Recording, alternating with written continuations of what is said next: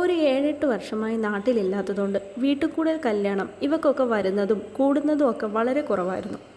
അതിൻ്റെ സങ്കടം തീർക്കാനാണ് ഈ പോക്ക്. ഏട്ടൻ്റെ വല്യച്ഛൻ്റെ മോടെ വീട്ടുകൂടലായിരുന്നു ഇന്ന്. ഞങ്ങളവിടെ എത്തുന്നതിന് മുന്നേ തന്നെ ഒരുവിധം ബന്ധുക്കൾ ഒക്കെ അവിടെ എത്തിയിരുന്നു. ചുരുക്കി പറഞ്ഞാൽ ഞങ്ങൾ കുറച്ച് ലേറ്റായി പോയി. ഒരുപാട് വർഷങ്ങളായിട്ട് കണ്ടതുകൊണ്ട് അവരോടൊക്കെ സംസാരിച്ച് നിന്നപ്പോഴേക്കും വയറ്റുന്ന് വിശപ്പിൻ്റെ കൂവിവിളി തുടങ്ങി.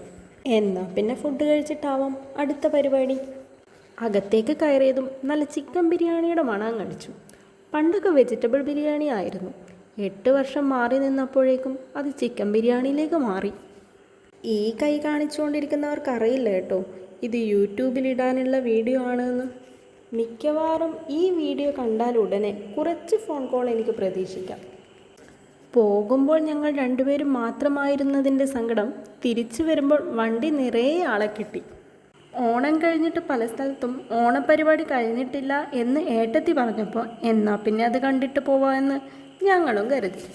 തിടുക്കത്തിൽ അങ്ങോട്ട് വീട്ടിൽ ചെന്നിട്ട് വലിയ കാര്യമൊന്നുമില്ലല്ലോ.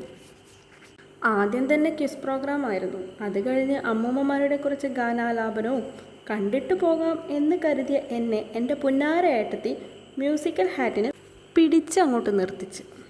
എന്തായാലും നിന്ന് കുടുംബത്തിനെ മാനം കളയാതിരിക്കണമല്ലോ എന്ന് കരുതി അങ്ങോട്ട് പൊരുതിയപ്പോഴേക്കും ഫസ്റ്റ് പ്രൈസ് ഞാൻ അങ്ങോട്ട് അടിച്ചെടുത്തു. പിന്നെ മുട്ടായി പെറുക്കൽ, ബലൂൺ കളി, ലെമൺ സ്പൂണ്, സുന്ദരിക്ക് പൊട്ടുകുത്തൽ, കമ്പവലി ഇതൊക്കെ കണ്ടു കഴിഞ്ഞ് നേരെ ഏട്ടന്മാരുടെ വീട്ടിലേക്ക് വെച്ച് പിടിച്ചു.